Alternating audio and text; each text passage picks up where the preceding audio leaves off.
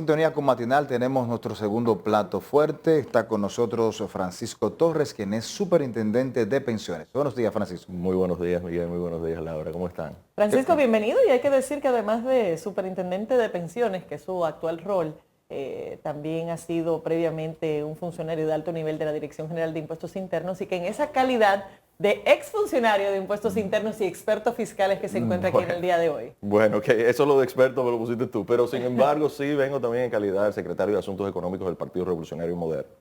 Sí. Y el motivo de mi visita hoy era para explicar un poco sobre el proyecto.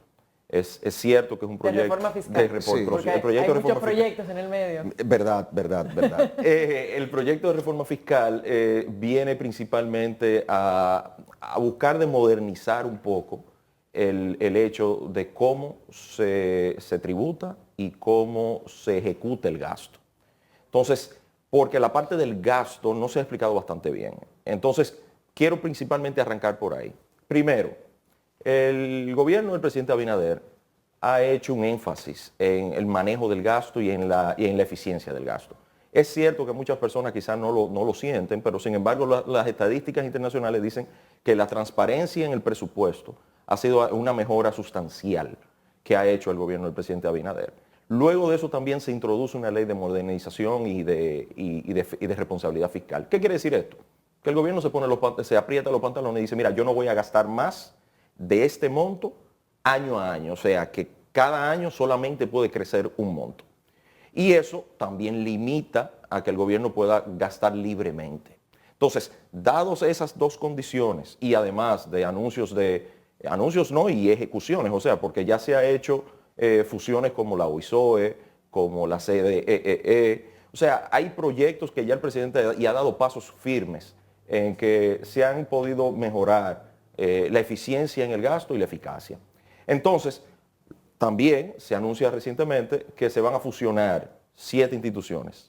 Se van a eliminar alrededor de 7 instituciones y se van a fusionar 3 ministerios, la cual también es una demostración de que el gobierno está dispuesto a poner ese grano de arena antes de pedirle a la población un gran sacrificio, porque no se puede tapar el sol con un dedo, es un gran sacrificio. Pero ¿el sacrificio para qué? Entonces, entremos en materia de qué vamos a hacer con el dinero, que es algo que también el gobierno del presidente Abinader ha hecho con otros ingresos extraordinarios y algunos proyectos de ingresos que ha tenido previamente a este. Por ejemplo, el de Aerodón. El gobierno dijo, miren lo que yo voy a hacer con este dinero. Entonces lo mismo está haciendo ahora. Dicen, señores, yo necesito 122 mil millones de pesos para hacer estos proyectos. 122 mil millones de pesos suena mucho, vamos a ponerlo en 122 pesos. Entonces, 122 pesos. Yo necesito 13 pesos de esos 122, lo voy a destinar a seguridad ciudadana. Yo necesito 20 mil nuevos uniformados en las calles. ¿Para qué? Para reducir y mejorar la seguridad ciudadana. Eso es algo que nos favorece a todos. Eso es algo, un proyecto de nación, es algo que el presidente ya cumplió con su palabra de subirle los salarios a los policías y está haciendo la modernización de la policía junto a muchos sectores de la sociedad dominicana. O sea, no solamente el gobierno, sino conjunto con sectores de la sociedad dominicana y todos los lunes hace una muestra de esto. El presidente le da seguimiento a todas las instrucciones que pasa con la Policía Nacional, con el Ministerio de Interior y Policía, con temas de la frontera, que obviamente tenemos bastante nuevos problemas que no teníamos en gobiernos anteriores. Luego dice, bueno, voy a destinarle 35 pesos de eso al sistema de transporte. Sistema de transporte, un sistema de transporte integrado. Ya el presidente ha dado los pasos, o sea, si corren la carretera Duarte van a ver cómo el metro, la extensión del metro hacia los Alcarrizos está avanzando, cómo ya se cumplió con los teleféricos de Santiago y el teleférico de los Alcarrizos, cómo se cumplió también con la primera fase del monorriel de Santiago. Entonces, se quiere hacer un tren que va desde el centro de la capital hacia el Aeropuerto Internacional de las Américas. O sea, ya le está diciendo qué cosas. Atención primaria. Se quiere gastar alrededor de 11 pesos de esos 122 pesos en atención primaria. La atención primaria principalmente en el sector no contributivo o el sector subsidiado del Estado. ¿Para qué? Para reducir los costos de bolsillo de las personas. O sea, que estamos destinando cosas específicas. Otro de los proyectos, alrededor de 22 pesos, se le van a destinar al Banco Central. ¿Para qué? Para que la deuda no siga aumentando. Porque parte de este aumento de los ingresos que necesita el Estado es para que la deuda no siga creciendo a niveles que además le ponen demasiadas presiones al mismo ingreso del Estado, porque cada vez aumentan, que cada vez que aumentan hay que pagar más en intereses. Hoy, de cada 100 pesos que se recaudan, 22 pesos van a intereses. Entonces le ponen una restricción y una estrechez al sector. Francisco, vamos a ver un punto de esta reforma que se ha dicho mucho en el discurso, en la presentación de ese contenido, pero que no parece tener elementos concretos que vayan a cambiar de forma significativa eso. Y es lo que tiene que ver con la evasión. Que ha sido un tema señalado no ni siquiera por esta gestión, sino porque sabemos que tenemos un problema histórico importante de evasión, sobre todo de las clases más pudientes del país. ¿Cómo esta reforma aporta algún tipo de herramienta adicional? Porque si estuviéramos realmente limitando de forma significativa la evasión, a lo mejor los fondos para muchos de estos proyectos estuvieran disponibles. Claro que sí. Y creo que es parte estoy seguro que es parte del proyecto de la reforma. Esta ley de modernización fiscal viene exactamente a cumplir ese vacío que tú bien mencionas, Laura. O sea, cuando hablamos, que esto no es alguien en contra de ningún sector, pero cuando se eliminan incentivos, que son incentivos que ya tienen tiempos, ¿verdad? Que son, esos incentivos crearon ciertas distorsiones que daban traste a que se pudieran generar este tipo de ilusión y de evasión fiscal. Eso no quiere decir que los incentivos eran la causa, sino que daban el espacio. Además que complicaban muchísimo el tema del cómo tú puedes pagar impuestos. O sea, una persona nueva, vamos a poner un nuevo emprendedor, hoy, con el nuevo proyecto de modernización fiscal, va a tener 3 años sin pago de impuestos sobre la renta. También va a tener, si eres persona física y emprendiste, no vas a tener anticipo. Las micro tampoco vas a tener anticipo a pagar. La mediana y las pequeñas empresas van a poder pagar un 40% y un 60% del anticipo. Eso va a ir reduciendo el tema de la informalidad, de la evasión, de la elusión, porque estás simplificando, como también simplificaríamos aún más el régimen simplificado de tributación, valga la redundancia. O sea, se están cerrando las brechas para poder cumplir más fácil, para que las personas puedan cumplir más fácil y así se reduce la elusión y la evasión. Pero es que parecería que estamos dirigiendo esa política a los sectores empresariales más pequeños, cuando sabemos que hay un porcentaje importante de esa ilusión y esa evasión. Mira, el Estado, que está en los sectores más ricos. Pero no, lo que estamos diciendo es que le estamos facilitando al sector informal a formalizarse, simplificando para que las personas puedan ser, eso ha sido siempre un debate, que las personas y las empresas y los emprendedores puedan insertarse a la formalidad de una manera más fácil y que cumplan con el tema tributario. Eso junto a temas donde en los grupos, vamos a decir, más pudientes, donde estaban las leyes de incentivos, también hace que puedan reducirse esos casos, ¿no? O sea, estamos viendo un Estado o el gobierno decidido a tocar fibras que quizás no eran antes no se querían coger reducir el capital político en ese sentido. O sea, no se tomaba esas decisiones y el gobierno muy valientemente, como lo han dicho algunos incluso economistas del pasado, de la pasada gestión, que pasaron inclusive por los impuestos internos, dijeron, esto es valiente, porque nunca un gobierno había anunciado vehemente con un presidente, la vicepresidenta y con un gabinete económico en pleno, diciendo, esto es lo que nosotros confiamos que nos puede ayudar a nosotros en el tiempo a ir reduciendo esas evasiones y ilusiones y utilizar los recursos de una manera transparente, eficiente, que no vamos a utilizar los recursos para tirarlo para arriba, porque estamos diciendo exactamente en qué lo vamos a destinar. Los pocos recursos que vamos a agregar para poder aumentar el nivel de gastos de capital, o sea, inversión en la gente, porque ahora mismo mucho del dinero se está yendo específicamente a pagar intereses, que es un gran flagelo. Sí. Francisco, vimos que en esta propuesta se le elimina los incentivos a 3 sectores del país: sector cine, sector de zona franca y sector turismo. No, al sector zona franca no se le elimina ningún incentivo. Al sector zona franca incluso se mejora en la forma en que pueden contribuir más hacia el país, pero no se le eliminan incentivos. El sector zona franca es un tema transfronterizo. O sea, ustedes pueden pensar que el sector zona franca es como no estuviera en la República Dominicana. Solamente utiliza empleomanía de la República Dominicana, pero no trabaja ni para dar servicios ni para vender productos en la República Dominicana. Si lo hiciese, entonces tiene que pagar alrededor de un 3.5% actualmente en la venta y pagaría un 5% sobre la venta bruta. Entonces pagaría en el proyecto, pagaría un 5% sobre la venta bruta. Pero los sectores, esto no es alguien en contra de ningún sector. Esto es algo a favor de la población dominicana y para tratar de simplificar el sistema. Te lo pongo por ejemplo, o sea, en estas leyes de incentivo, para ponerlo como ejemplo, quizás como la de cine o la de Proindustria o la de Confotur, que es temas turísticos, era más difícil para un emprendedor llegar a poder utilizar uno de estos incentivos. Entonces, ¿qué hemos traducido? Diciendo, bueno, mira, vamos a darles incentivos a los que van a crear empleos, vamos a darles incentivos a esos sectores emprendedores, al tejido económico de la República Dominicana, que la gran mayoría son micros, medianas y pequeñas empresas. Entonces, a esos sectores se le está dando mayor apoyo y aquellos que ya están grandecitos, ¿verdad? O sea, porque tenían rueda, cuando estaban aprendiendo a montar bicicleta, tenían rueda de apoyo, ya esos sectores están un poquito más avanzados en su crecimiento. Entonces, esos sectores pueden ya nadar por sí solos, montar bicicleta por sí solos. Ya ese grupo de empresas ya tienen suficiente madurez.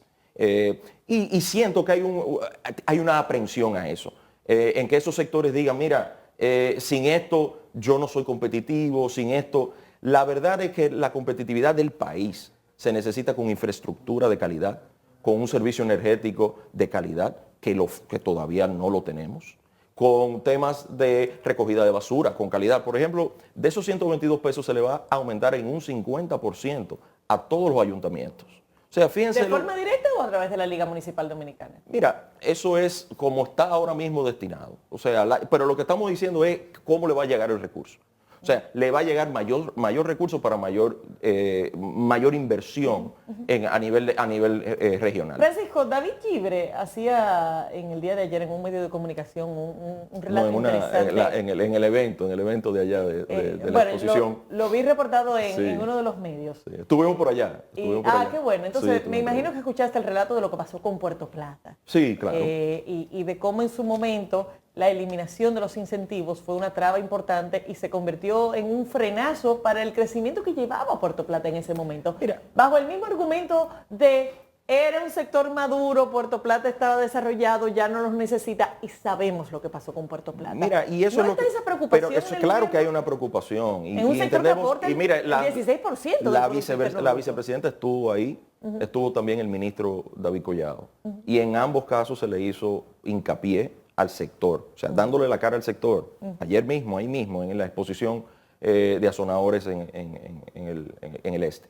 Y cuando ellos le abordaron este tema, fue de frente y le dijeron, miren, a ningún sector se le va a dejar sin un acompañamiento. Nosotros, algo que yo entiendo que se está dejando de lado es el tema de la inversión en infraestructura. Cuando se dan estos incentivos, era porque había una falla del sector público, de cumplir o suplir algún tipo de infraestructura que necesitaba ese sector para poder seguir desarrollándose y para ser competitivo. Por ejemplo, carreteras, por ejemplo, sistemas de drenaje y de temas de tratamiento de agua potable. En el caso de Miches, por ejemplo, toda la infraestructura del gobierno la está haciendo el gobierno. Como debe ser. Exacto. Entonces, pero eso le da competitividad al sector de Miches, o sea, a un nuevo polo turístico que se está desarrollando. El gobierno está haciendo las inversiones necesarias. En el pasado, eso como no había suficientes recursos, no estamos diciendo que era un tema de negligencia, sino realmente no había suficientes recursos, había que darle este tipo de ayuda. Y era una ayuda, decía, pero por cierto tiempo.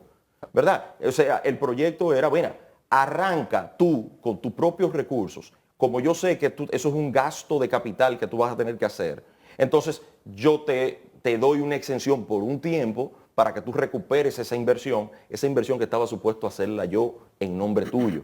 Hoy en día el Estado está un poquito más robusto. El Estado ahora quiere no solamente que sea destinado para el sector turístico específico, sino para toda la población aledaña a ese sector turístico que también le brinda servicios a ese sector turístico. Por ejemplo, ¿verdad? Mejores hospitales, mejores escuelas, mejor aeropuerto para recibir turistas, mejores puertos de temas para los cruceros. O sea, el gobierno está haciendo esa inversión que quizás en el pasado era necesaria para completar esa competitividad para ese sector. Pero entonces, las inversiones en los aeropuertos son privadas en este momento. pero ¿bajo qué esquema? ¿Bajo qué esquema? ¿Verdad? O sea, estamos hablando del aeropuerto, pero vamos a poner el proyecto del aeropuerto de Pedernales. Ese es el único que ahora mismo está en Pero, estas condiciones. pero para ir aumentando esa productividad y esa competitividad en sectores donde hoy no existen, porque ¿qué más tú puedes hacerle a un proyecto turístico cuando ya está más o menos desarrollado? ¿Con qué incentivo? Bueno, con calidad de vida de las personas y que las personas puedan tener una mejor calidad de vida y así comprar y vender bienes y servicios de la misma población para esos mismos ¿Y se sectores. tiene algún análisis de fondo, de cierta profundidad, del impacto real Claro que que esperamos que vaya a tener? Porque Claro pretender que sí. que no tiene impacto sería una ingenuidad. Pero así fue que arrancamos la Entonces, conversación. ¿cuál es el impacto real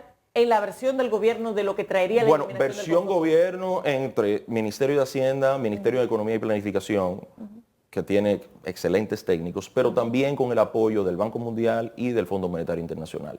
Recuerden que no ha sido algo nuevo. O sea, esto viene debatiéndose desde hace tiempo, que el Banco Mundial y el mismo fondo ha dicho, estas leyes de incentivo vamos a decir, estas leyes de incentivo han cumplido su cometido Sí, en el tiempo. Esa es su posición tradicional. y No, solo pero no aquí. era, pero sí, pero bajo análisis. Bajo análisis, o sea, con análisis técnico. Nosotros esperamos, y fue algo que el presidente mencionó, que ciertamente puede haber en lo que la dinámica económica se adecúa a las nuevas restricciones, puede haber una merma, un trimestre, máximo 2 trimestres, y que pueda haber también un aumento de precio, claro. Entonces, el Estado está asumiendo eso con responsabilidad y lo estamos diciendo. Aquí nadie está tratando de mentir, nadie está diciendo que esto no va a tener un efecto. Sin embargo, las mejoras y lo que pues, esperamos conseguir con las inversiones de capital deberían devolver con creces las mejoras para la calidad de vida de la población y eso es lo que debería hacer ¿Y el Estado. gobierno estaría abierto a alguna flexibilización? En torno, te lo digo porque el proyecto obviamente vaya al Congreso, Claro. se van a escuchar diferentes No, y es sectores, soberano van el a Congreso, plantear ¿verdad? O sus- sea, el no, y- Congreso. Miren, Digo, pensábamos que era el soberano, Estado- pero la verdad es que ahora tenemos nuestras dudas. el Estado, Laura, cuando cuando se estaba analizando esto en tiempos atrás, se andaba buscando reducir el déficit fiscal. En este caso, se va a reducir el déficit fiscal en el tiempo. Entonces el Estado ya desde ahora y conversando con nuestros inversionistas extranjeros, principalmente nuestros bonistas, los que nos prestan dinero cada año, como ven esto a largo plazo, esto es una ley de modernización fiscal para el mediano y largo plazo. No es solamente un parche, no es solamente para buscar los 122 mil millones de pesos del año que viene, sino es un tema de mejora total de cómo nosotros podemos contribuir como dominicanos todos, que queremos mejores servicios. Y entonces, el tema de la flexibilización, el Estado andaba buscando más dinero hace un tiempo atrás para reducir el déficit fiscal. Hoy en día dice, bueno, mira, nosotros lo vamos a buscar en eficiencia. Creo que la flexibilización hay espacio, pero hay poco espacio. Porque si empezamos a quitar de aquí, entonces siempre va a haber una persona que diga, no, pero a mí también, yo quiero ese pedacito también. Entonces, si yo te voy a aumentar a ti temas de ITEVIS a IVA, que ahora se va a llamar IVA, a productos que quizás no lo tenían, ¿cómo le digo a una persona así, pero a ti te voy a dar un incentivo? Yo creo que los incentivos están destinados principalmente para ese tejido empresarial que va a generar nuevos empleos para las personas en la micro y pequeña empresas y las personas físicas. Creo que ahí hay un gran componente que no le hemos sacado no le hemos dado mucha bulla, porque obviamente lo que la gente quiere saber es cuánto va a tener que pagar más. Y eso es normal. Y ese número todavía lo estamos sacando. Claro, claro. Y entendemos que una persona, por ejemplo, el tema de que se reduce, hay algo que no se ha dicho bastante, que no se le ha sacado, que es que desde el año 2016 a la fecha, todos los años en el presupuesto de la nación, decían no se ajustan por inflación los salarios para el exento. En esta ley dice claramente que el exento, o sea que son alrededor de 416,000 pesos, 416,000 pesos al año. Que mensual viene siendo como 41,000. 35,000 pesos. 35,000 pesos. O sea que una persona que gana 35,000 pesos o menos, que es el 80% de la población que contribuye, no paga impuestos. Impuestos sobre la renta. No paga impuestos sobre la renta. Eso va a aumentar a partir de la aprobación de esta ley. ¿A qué salario? Ajustado por inflación. O sea, pero ajustado por inflación se supone porque se va a dejar ese tema de que todos los años se decía no se ajusta por inflación este exento mínimo, entonces personas que le habían aumentado el salario entraban a pagar impuestos sobre la renta.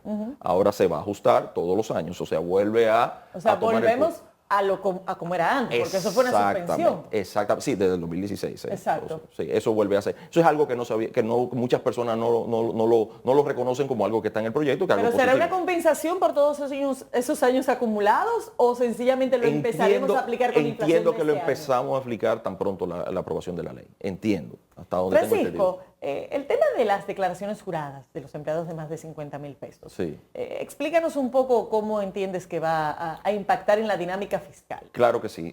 Tanto desde el punto de vista burocrático como desde el punto de vista de recaudación. Lo primero que hemos dicho que esto es una ley de simplificación. Entonces, si estamos simplificando, no podemos agregarle nuevas complicaciones a aquellos que quieren cumplir. Hoy en día, un asalariado no tiene que hacer una declaración jurada.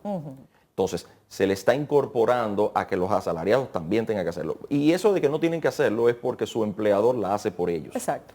En este caso, vamos a tratar de que cada persona, de una manera fácil y ágil, puedan hacer esa declaración. Y ya hay un piloto que se había aplicado.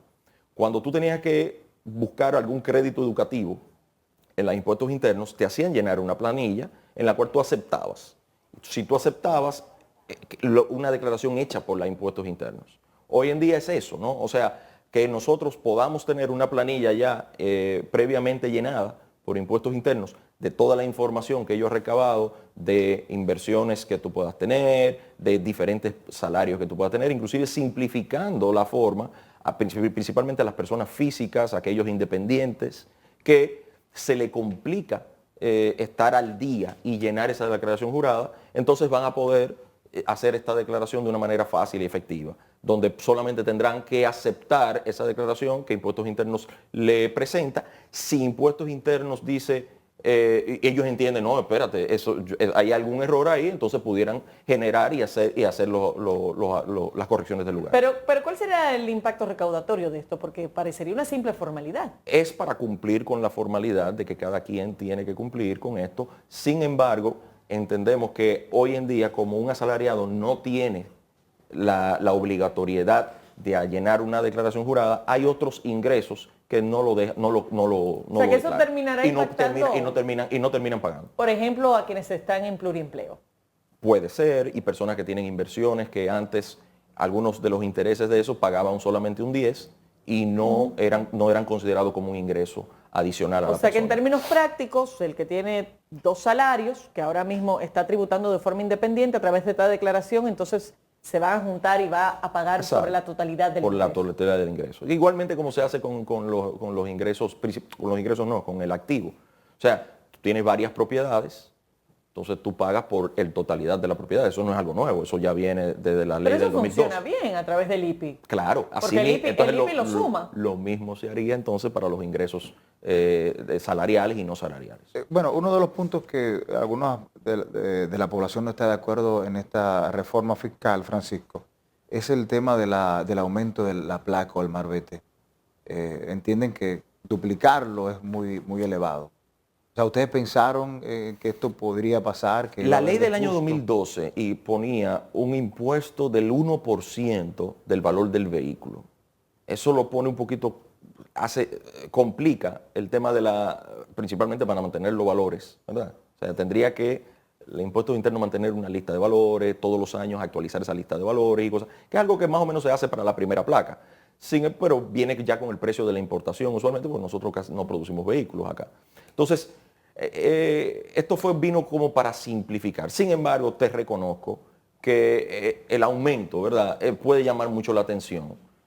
Cuando tú lo pones en base al listado de los precios de los vehículos hoy en día que transitan en nuestras calles, no es sustancial cuando yo lo comparo, ¿verdad? O sea, que yo comparo el valor del vehículo con el valor propuesto de la placa. Sin embargo, el aumento sí es sustancial, pues pasa de alrededor de un 100%. Lo duplica. Lo duplica. Entonces, obviamente creo que ahí podría haber algún tipo de negociación, avenencia, pero le estoy explicando el porqué, ¿verdad? El porqué es que, bueno, cuando yo lo comparo con el valor del vehículo quizás no es tan significativo, sin embargo el brinco sí es significativo. Francisco, nos queda poco tiempo, pero el tema de los $200, que es una obligación asumida en el DERECAFTA y que no tiene solamente un motivo de su impacto económico, sino un tema de facilidad aduanal en la tramitación de esos paquetes. ¿Qué es lo que se logra más allá del discurso del ministro de Hacienda de que estamos protegiendo el comercio local? Mira, es que no es un discurso, es una realidad.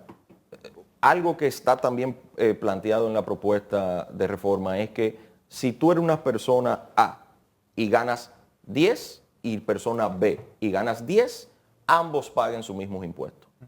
Entonces, se ha convertido en una competencia desleal a través de este mecanismo, la cual todos usamos. Yo lo uso también.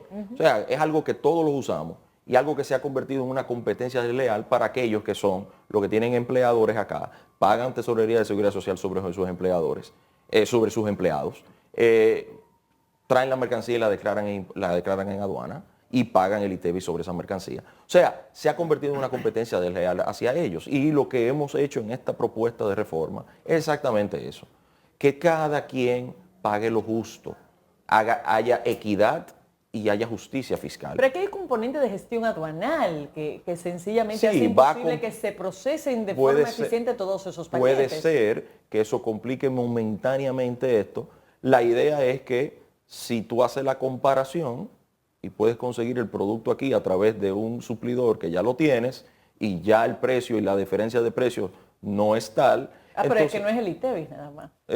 No es el ITEVI. No, en aduana, el régimen aduanal se mantiene sin ningún tipo de... No, me refiero a la diferencia del precio. No, la diferencia del precio no es el ITEVI. De hecho, el sector retail está afectado no aquí, en todas partes del mundo. Pero, en Estados Unidos es cientos de establecimientos. No, vamos a poner en Estados Unidos, en la exención de Estados Unidos. Negarnos a ver la realidad. Pero qué bueno que tú traigas, Laura, que tú traigas colación a Estados Unidos. Estados Unidos tiene hoy una exención de $800 de paquetes. Lo van a limitar. Lo van a limitar porque los paquetes vienen directamente desde China y están entrando y están haciendo una competencia desleal en Estados Unidos. O sea, ya Estados Unidos está haciendo lo mismo que nosotros estamos proponiendo hoy. A limitar. Está en 800. Está en 800, claro, pero Estados Unidos tiene un mayor poder adquisitivo que nosotros. De que es de China que vienen esos paquetes. Pero vienen libres de impuestos, no pagan ningún tipo de tarifa aduanal. Mientras que las mismas empresas que sí tienen empleados, sí pagan esas tarifas, sí pagan esos impuestos sobre venta en Estados Unidos. Entonces, qué bueno que tú lo traigas a colación, no lo iba a traer yo, pero qué bueno que tú lo traigas a colación porque todos los países están trabajando en base a eso porque realmente se genera un escape. Lo que estamos tratando, tú hablaste ahorita de elusión y eso es una parte. Es una parte de eludir los impuestos que deberíamos estar pagando. Es una comodidad y es lo mismo que pasa con los incentivos en las grandes empresas. ¿No es un retroceso desde el punto de vista del comercio? No creo realmente que no. Es algo que los comerciantes... Del comercio electrónico, que es la regla que se va imponiendo. Claro que no, porque cuando tú compras en el comercio electrónico en el mismo Estados Unidos, tú pagas los impuestos. Cuando tú pagas en Estados Unidos, tú estás pagando impuestos, tú estás pagando sales tax. O sea, ya tú estás pagando impuestos en Estados Unidos. O sea, no limita el comercio electrónico para impuestos, para nada. Lo mismo pasará también con los servicios digitales, principalmente con los Airbnbs, que es algo que para el tema de Confutur y el sector turístico, que es algo que también viene a ayudarle al sector turístico. Hoy en día tenemos casi la misma cantidad de habitaciones, sin ningún tipo de restricción y sin ningún tipo de oversight. O sea, no hay ningún tipo de regulación sobre las habitaciones que pueden alquilar las personas de manera directa a través de una plataforma tipo Airbnb. Y, sin embargo, el sector turístico sí tiene que cumplir con un sinnúmero de indicaciones y principalmente para proteger a ese turista que viene. Aquí no tiene ningún tipo de seguridad. El turista está por sí solo y no contribuyen al Estado. No pagan impuestos sobre la renta y no pagan ITEVIS. ¿Van a pagar impuestos sobre la renta? El que tiene la vivienda, sí, ahí viene una renta, ¿Y Airbnb? un ingreso adicional. Y Esa persona que tiene un apartamento está recibiendo una renta de corto plazo, que paga ITEVIS. Hoy no lo está pagando, lo pagaría. Ya las empresas, inclusive cuando yo estuve en DGI, tuvimos de conversaciones con todas estas plataformas y todas están de acuerdo, porque ya lo hacen en otros países, no es algo nuevo. Igual que Uber también. Sí, están de acuerdo, en todos los otros países pagan impuestos. Recientemente acabo de llegar de un viaje y cuando tú coges el Uber y pagas y te llega el correo electrónico, te ponen la tarifa, cuánto va al chofer, cuánto va a Uber y cuánto es el impuesto. Está detallado. O sea, es algo que se hace en todos los otros países, que los mismos dominicanos lo hacemos en otros países. Vamos y lo pagamos y aquí no lo queremos pagar. Francisco, lamentablemente no tenemos gracias. más tiempo en una reforma fiscal que es demasiado amplia. Así es. Ojalá tengamos la oportunidad de conversar posteriormente. Cuando quieran. Mientras Cuando tanto, quieran. despedimos a Francisco Torres, superintendente de pensiones y secretario de Asuntos Económicos Así del es. Partido Revolucionario Moderno. Señores, llegamos al final de la entrega. Gracias por la sintonía. Nos vemos mañana.